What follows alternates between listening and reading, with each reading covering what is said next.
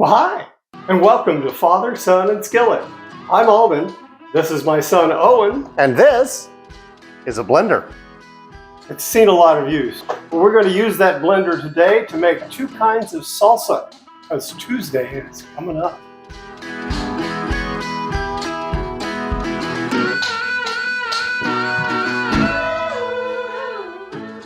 All right, first a little safety tip. Make sure your cutting board doesn't skate around. Get yourself some of this. It's cheap and you can cut it to size.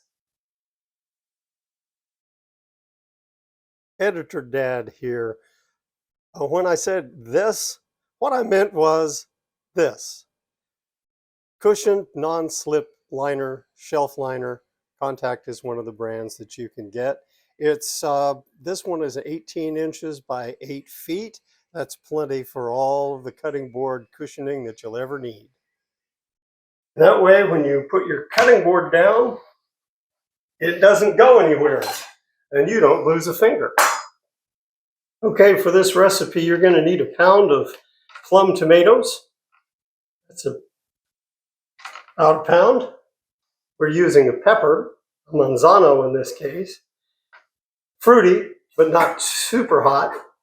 If you find them for yourself, don't be surprised when you cut into them and find out they have black seeds. Yeah, that's a species thing the professor could tell us about sometime. We're throwing in a couple of cloves of garlic. You can add more or use less if you want to. And we'll need an onion, sliced. All right, so we've got our oven on broil, and we're going to put these in on one of the higher racks for about 6 or 7 minutes.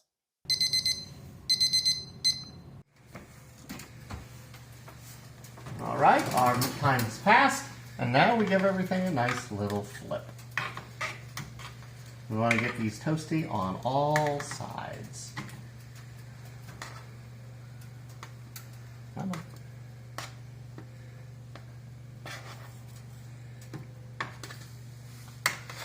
If you don't have a sliding rack, but we do, and I figured it would work.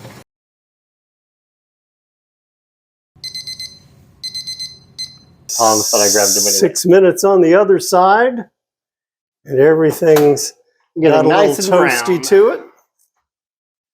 So we bring this over. And we get everything ready for the blender.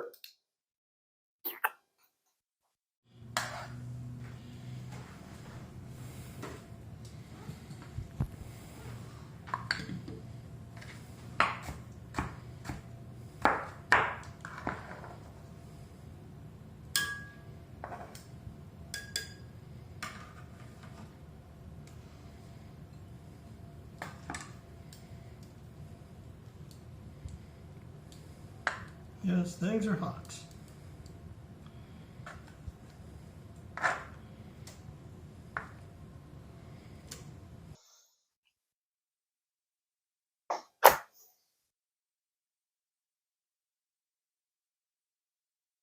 Like we said, black seeds. Yep, and you want to get most of the seeds out. They are edible, but they're not pretty. So we'll try and get them out of there best we can. A little bit of blistered pepper skin in this case is not going to hurt anything. Sometimes that's the tastiest part. Oh yeah, the char. I don't know if that's precisely a Maillard reaction, but it's one of those. It's one of those proteins and things that's done. So now, over to the blender. All right, so we've got everything in the blender. We'll add about a quarter cup of bitter orange juice. You can use lime juice or lemon juice or even grapefruit juice if it suits your fancy. We just have our preference. And we'll put in about a half a teaspoon, generous half teaspoon of salt to get things going. And then we'll run the blender.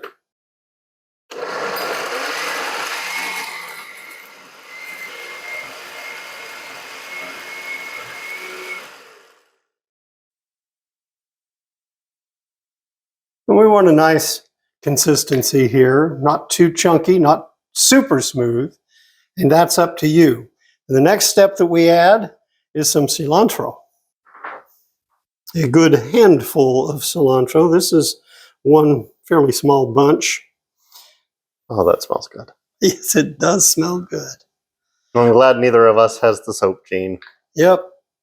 Oh, there are some people, poor dears, can't tolerate cilantro. I wonder how this would be if you used like fresh epazote in it. That could work. It would be definitely a sweeter kind of flavor. All right, now this cilantro, I'm going to give it a quick whiz so that it's ground up a little and well distributed in the sauce. And that's one salsa.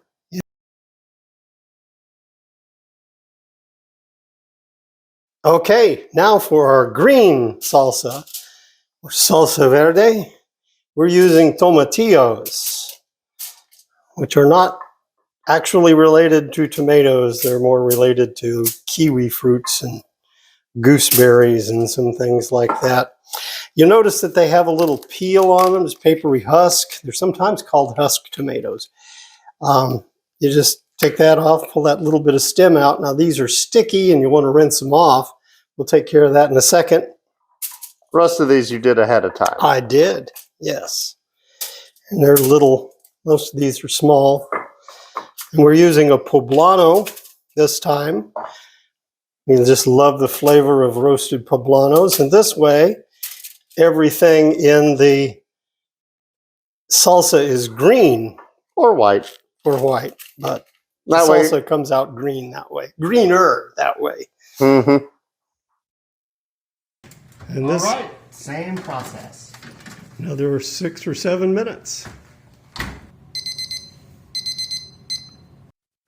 So our 6 minutes have passed, and time to give everything a nice little flip.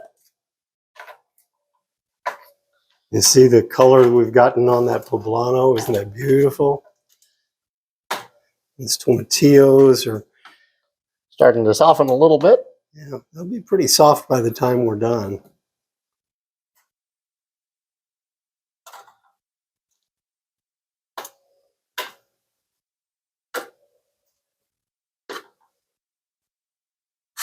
Yes, you just turn everything over. And you may notice this time we've got some foil down. You don't rip it like I just did. It's a great way to keep all that juice and stuck on stuff you saw in the last batch from being on the pan if you don't want to deal with all the cleanup. Yes, it makes cleanup a lot easier. And part of the reason of this was vanity, because that's our ugly sheet pan. All right. 6 more minutes.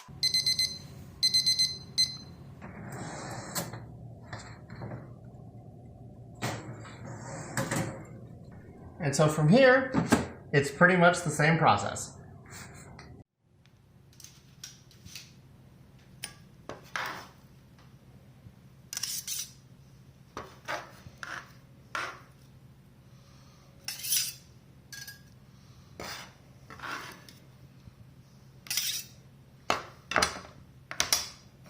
And again, a shot of citrus juice,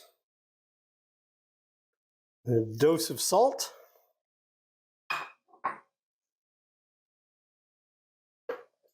and whiz.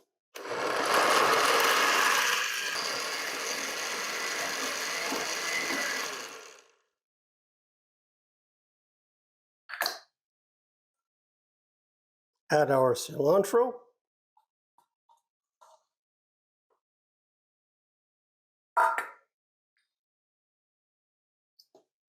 And give it another little whiz.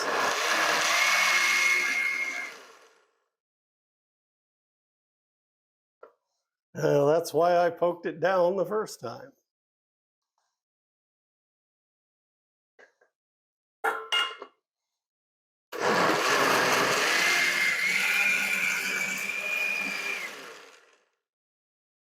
There we go. Salsa verde. Well, there you have it. 2 batches of salsa, red and green. And makes about a quart of each. It freezes really nicely. Keeps okay in the fridge, I think. We usually eat it up too fast. So there's only one thing left to do. The taste test.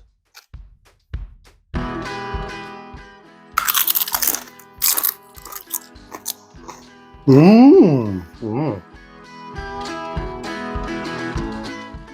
That's got a kick to it. This one's much more mild.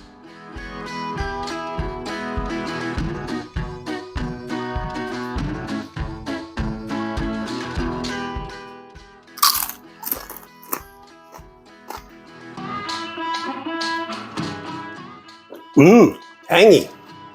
I see what you mean. Builds up on you. Yes, it does. And there you have it. Salsa two ways. If it was on a single dish in a restaurant, you might call it divorciadas. And pay extra for it. Thanks for joining us today on Father, Son, and Skillet. We'll leave a recipe down in the description, and make sure you click like on this, share the video with your friends, and of course, if you haven't subscribed already, be sure to subscribe to the channel and ring that bell. Aren't those technically symbols? Bell, symbol, they're both crotale in Greek. Thanks for joining us on Father, Son, and Skillet.